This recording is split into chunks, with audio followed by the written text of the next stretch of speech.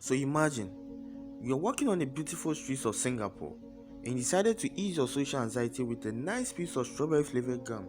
You know what's going to happen?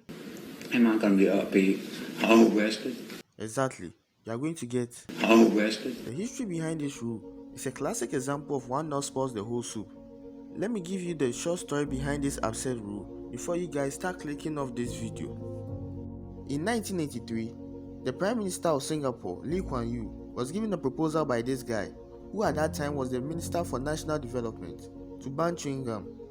And the reason wasn't that this guy hated chewing gum, but it was because some people decided that gum was the best item to decorate everything with. But fortunately, Lee Kuan Yew did not accept it because he thought it was too drastic. About 4 years later, the $5 billion local railway system started running and was the largest project ever implemented in Singapore. Once again, some Leonardo da Vinci decided to create masterpieces on these trains, by this time with gum. Fast forward to 1992, after spending thousands of dollars to clean up that mess, this other guy, who was Prime Minister at the time, decided to finally ban chewing gum. Okay, let's say you don't want to go to Singapore, and maybe you don't like chewing gum for some reason, so you decided to go to Poland instead. You also decided to wear your favorite Winnie the Pooh shirt. Am I gonna be upbeat, all rested? Not exactly. You see, Winnie the Pooh is not actually banned from Poland, but rather the playgrounds in Poland. It all started in a small town called, I cannot pronounce that, when members of a council meeting debated on whether Winnie the Pooh should be the face of a play area. One member of the meeting, I'll try to pronounce this one, Areshad Sishi, said, "The problem with that bear is it doesn't have a complete wardrobe. It is half naked, which is wholly inappropriate for children. Poland's fictional bear is dressed from head to toe, unlike Pooh, who is only dressed from the waist up. We know this because it was recorded and leaked to the Croatian Times." Snitch!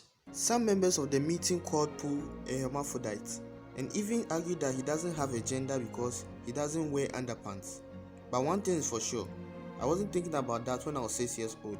So in summary, I think it's best you don't wear that shirt. Let's not talk about the UAE. So during my research, I came across probably the weirdest law on this list. But before I continue, please like and subscribe. It takes just 1 second. I'm sure you agree with me that laws like it's illegal to hike naked in Switzerland, it's illegal to ride a cow drunk in Scotland, or it's illegal to wrestle a bear in South Africa actually make sense. But something like you cannot die without a pre-purchased burial plot in some parts of France, let's just say that's above me. When I came across this law during my research, I was certain that it was made up, so I decided to dig deeper. But shockingly, I discovered that France wasn't the only country with this law. But for this video, let's just focus on France.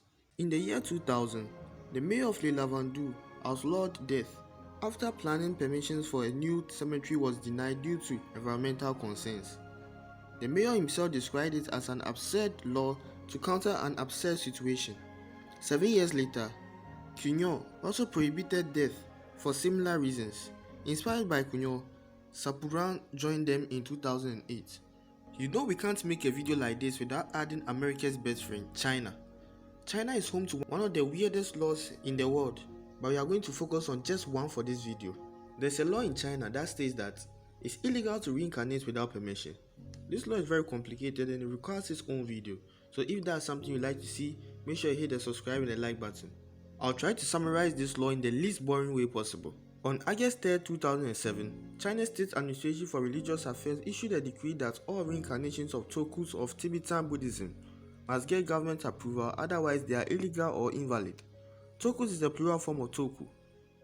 A toku is a Tibetan Buddhist spiritual leader who has taken the Bodhisattva vow of helping all other sentient beings to escape the wheel of suffering, and has consciously determined to be reborn to continue his particular lineage. So basically your average Dalai Lama. Temples which apply for reincarnation of the living Buddha must be legally registered venues for Tibetan Buddhism activities and are capable of fostering and offering proper means of support for the living Buddha. But application is not a straightforward process. It has to be submitted to the Religious Affairs Department of Provincial Level Government, the Provincial Level Government, the State Administration for Religious Affairs, and the State Council. I'll be making a part 2 of this video, so if that's something you'd like to see, make sure you hit that subscribe button and follow me on Instagram. Link in description below. Au revoir.